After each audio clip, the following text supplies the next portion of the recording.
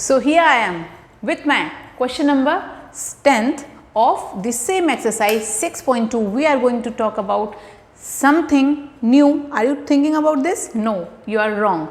We are just talking about the same topic, similarity, proportionality.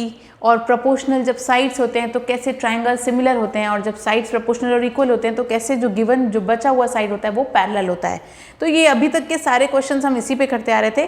6.2 का ही class question number 10th है, जो कि इस एक्सरसाइज का लास्ट क्वेश्चन है। तो dear students, just come with me to solve this last question of this exercise. कम से कम ये धीरे धीरे करके एक थोड़ा सा आपका क्या होते जा रहा है, एक जो कॉन्सेप्ट है वो क्लियर होते जा रहा है, और जो डर है वो नीचे होते जा रहा है, मतलब खत्म होते जा रहा है, कम होते जा रहा है। ठीक है, हमको यही तो करना है, हमको किसी भी चैप्टर से डरना नहीं है, बल्कि उसके कॉन्सेप्ट में, उसके बेसिक्स में घुस करके, उसको क्लियर करके, उसकी प्रैक्टिस करके उसको बिल्कुल परफेक्ट बनाना है। ठीक है, तो let's start with this question. Diagonals of a quadrilateral ABCD। चलो पहले हम क्वाड्रिलेटरल बना लेते हैं। मैं इसको क्वाड्रिलेटरल बनाऊं कि मैं एक्चुअली क्वाड्रिलेटरल, चलिए ऐसे बना लीजिए। ठीक है, कोई भी बना लीजिए, इट्स जस्ट ABCD आप नाम दे दीजिए इसको। ठीक, अब आप क्या कर रहे हैं इसमें कर रहे हैं आप intersecting the diagonals. Diagonals intersect हो रहे हैं।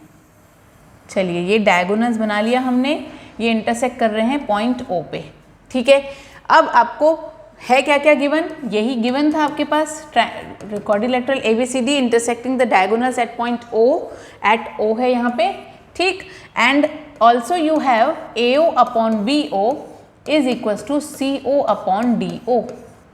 ठीक है, अब मैं यहाँ पे कंस्ट्रक्शन कर रही हूँ।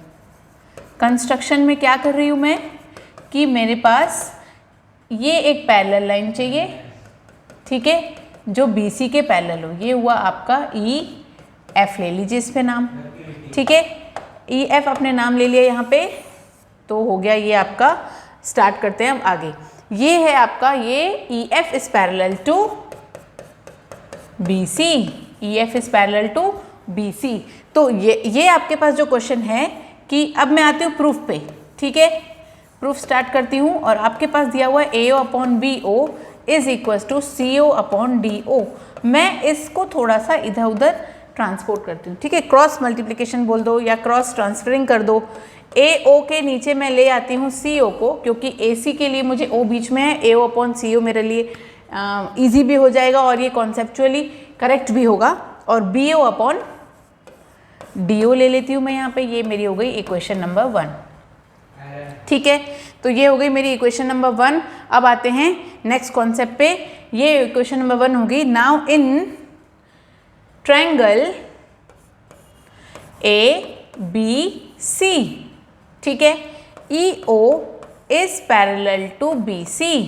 अगर मैं ये लेती हूँ कि EO जो पैरेलल है BC के, तो आगे क्या होता है देखिए, यहाँ पे लिख देती हूँ मैं बाय कंस्ट्रक्शन, क्योंकि मैंने कंस्ट्रक्ट किया है इसको।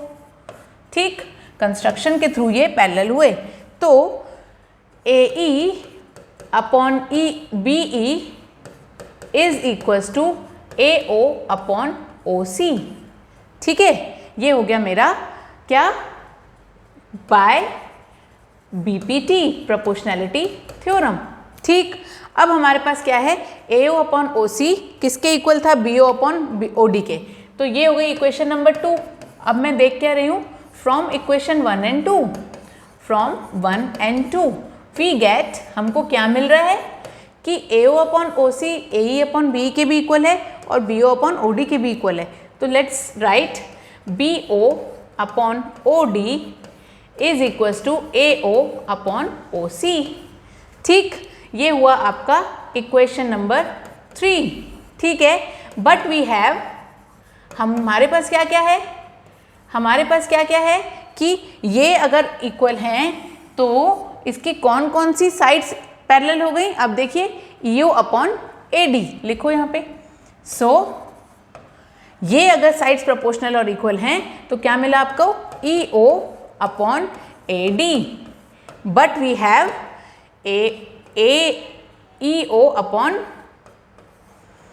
EO is parallel to BC, और यहाँ पे आपके पास क्या मिल रहा है, EO is parallel to AD।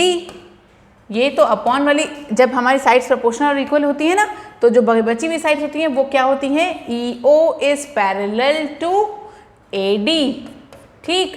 But we have EO is parallel to BC, अभी अभी हमने बताया था EO is parallel to BC by construction.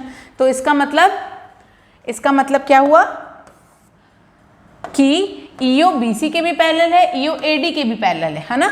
EO BC के भी पैरेलल है और EO AD के भी पैरेलल है।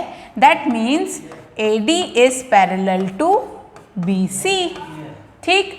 AD is parallel to, parallel की साइन थोड़ा सा प्रॉपर बना देती हूँ, otherwise you will be confused.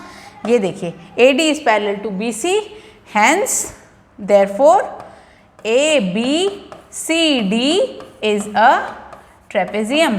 क्यों होता है ऐसा, किसी भी क्वाड्रिलेटरल में सिर्फ एक ही साइड पैरेलल प्रूफ होती है ना, तो उस क्वाड्रिलेटरल को हम ट्रेपेजियम बोलते हैं। सो एक साइड आपकी पैरेलल हो गई, AD is parallel to BC and here you have not proved for AB is parallel to CD, so it is not a parallelogram, it is just a trapezium.